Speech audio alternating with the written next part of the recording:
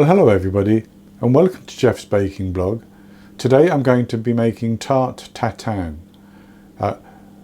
and usually this is made with a puff pastry, but for mine I'm using a recipe which I saw many years ago on BBC Food, which uses a short crust type pastry which actually turns more into a shortcake when it's baked, and it really does make the Tarte Tatin taste so good.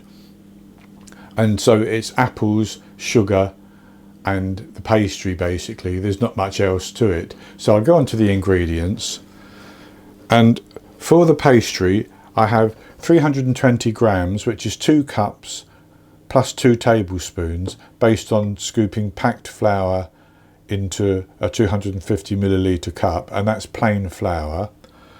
I have 110 grams, 1 cup minus 2 tablespoons of icing sugar, 225 grams, 2 sticks of cold unsalted butter, which is just out of the fridge, and the yolks from 3 medium eggs, that would be large in the USA.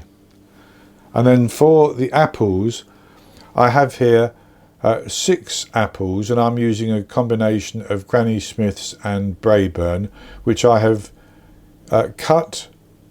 So I've peeled, cored and cut into wedges, between 8 and 12 wedges per apple, and I've also doused that in the juice from about half a lemon. That's to try to prevent some of the browning, because the apples will sit there for a little while. So I also have 110 grams of caster sugar, which is half a cup plus 1 tablespoon, and 110 grams, which is 1 stick minus 1 teaspoon of unsalted butter, which I've cubed. So the first thing I'm going to do is to make the pastry, and I'm going to do it again in the processor bowl of my immersion blender, and I'm going to put the flour and the icing sugar in.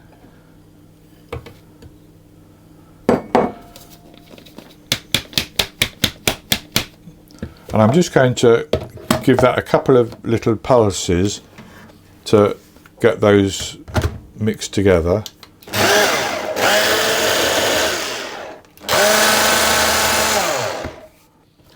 That's good enough. And then I'm going to put my 225 grams of butter in.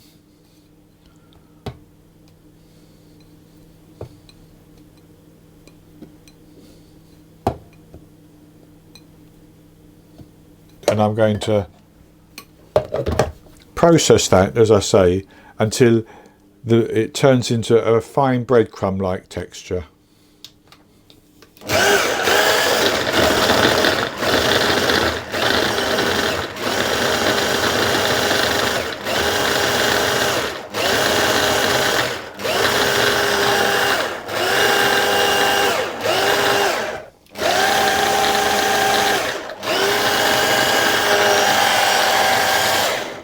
So I'll just check that.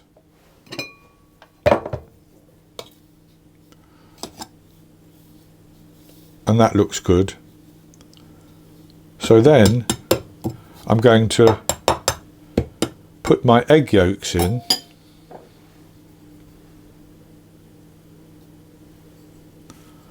I need to scrape that out because one of them broke. And I'm going to process that again until it begins to clump together into a dough.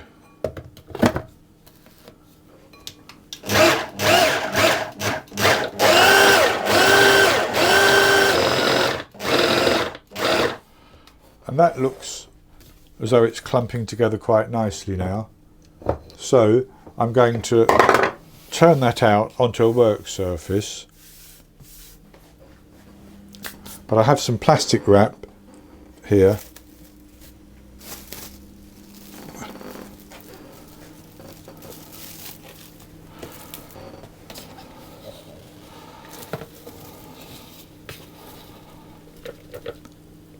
And I can see that some of the egg yolk is not incorporated, so I'm going to mix that in.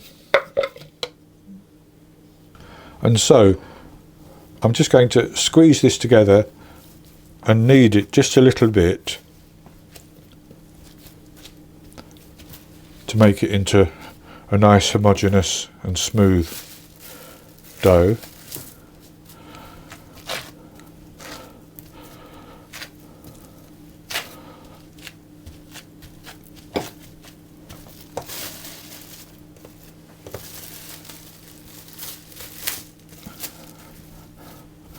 And that's good enough, and I'm actually going to divide that into two pieces. You don't have to be precise because we're going to do exactly the same with both of them. But I'm going to wrap this piece in this plastic, like that.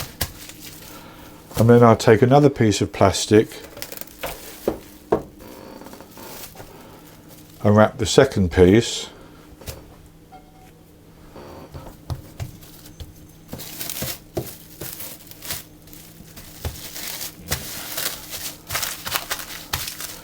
And I'm going to put both of those into the freezer.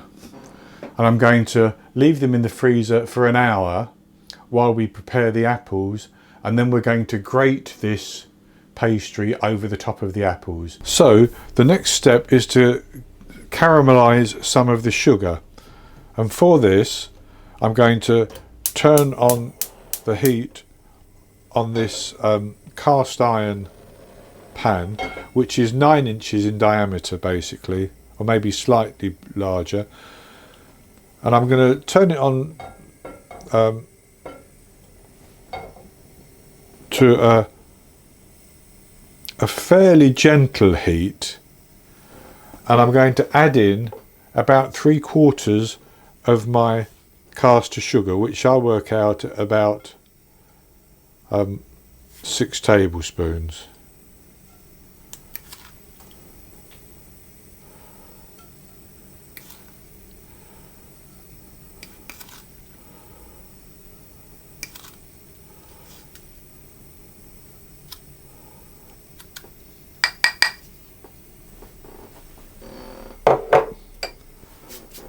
And I'm going to pick that up and shake it around.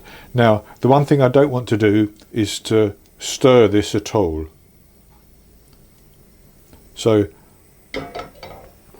I will just gently shake it as the sugar begins to melt, and I've sprinkled sugar all over the cooker.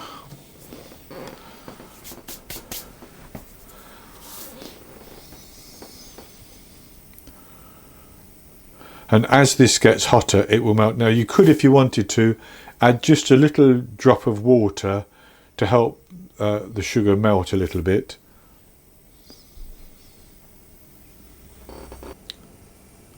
And as I'm melting this sugar, I'm heating my oven to 250 Celsius, that's 230 Celsius with a fan, 500 Fahrenheit, and that's getting it ready for me to put the apples into here and then to cook them briefly in the oven.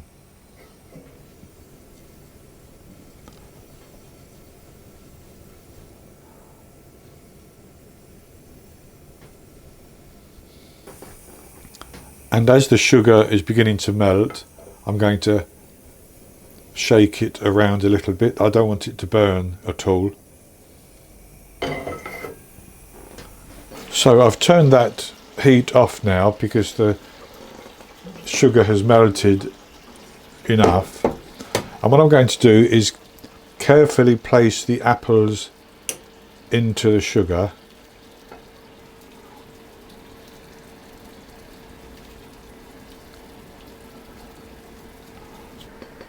And I have as many apples in there as I need for the time being. So I'm going to put that into the oven, and I'm going to cook it for about 10 minutes until the apples have softened just a little bit.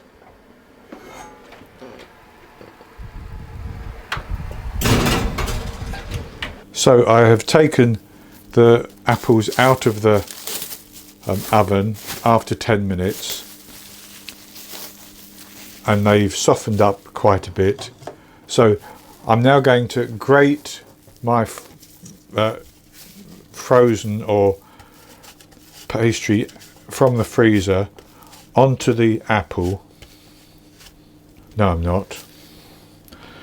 Before I do that, I want to sprinkle my remaining sugar over the apples.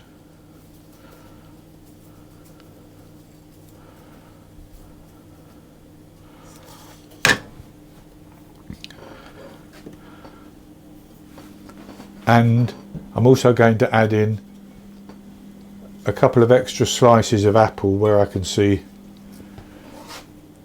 we can fit it in.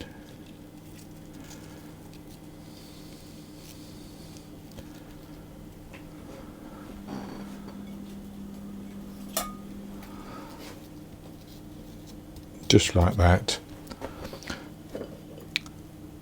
And I'm going to put my butter on as well, 110 grams of butter. I'm just going to drop that on.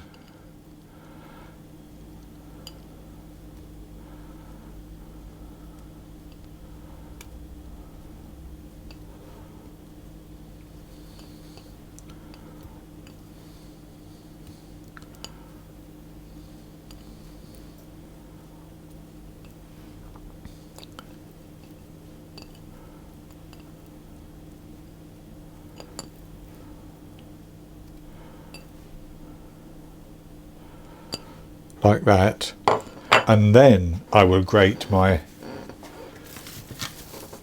pastry dough, and I want to cover it completely, and I'm not going to press this down at all. I'm just going to grate it and let it fill the pan.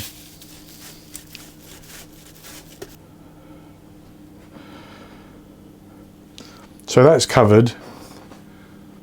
So I'm going to put that into the oven, and I'm going to turn the heat down immediately to 220 Celsius. That's 200 Celsius with a fan, 425 Fahrenheit. And I'm going to bake it for about 25 to 30 minutes. And it should colour very nicely on the top, and poking a skewer just into the pastry part should come out clean. Then I'll take it out of the oven and I'll leave it for a couple of minutes, and then I'll come back and we need to turn that out onto a plate. So I baked the Tarte Tatin for 25 minutes and I've taken it out of the oven, and this is what it looks like. It's still very, very hot. It's been out of the oven for about 2 minutes. So what I'm going to do, or try to do, is to place a plate over the top like that, and then I'm going to turn it over so that it can come out onto the plate.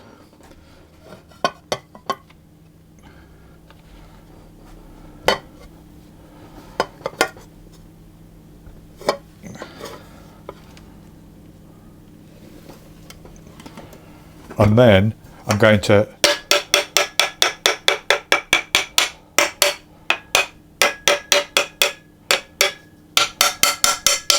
give it a few taps like that.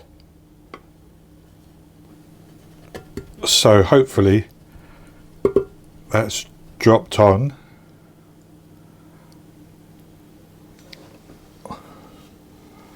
That's not too bad.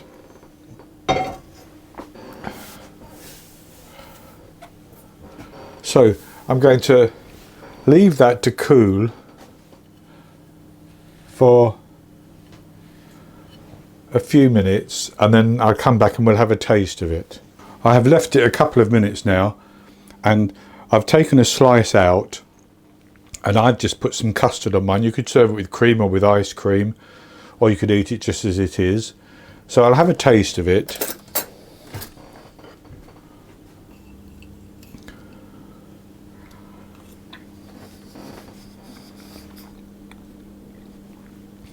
Oh, it tastes very good. Apple's lovely and sweet and soft.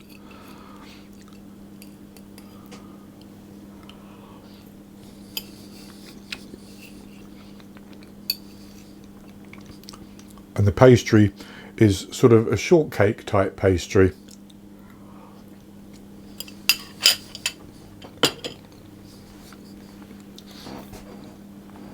Nice and crumbly and buttery. So that's going to be it for this recipe. I think it's very good indeed. I hope you've enjoyed it, and if you have, please give me the thumbs up below and click to subscribe to my YouTube channel. In the top right hand corner of the screen there will be an eye that you can click on, and that will take you to a link for this recipe, and I'll put a link in, below the video as well, and I'll be back with another recipe in the very near future. So until then, happy baking.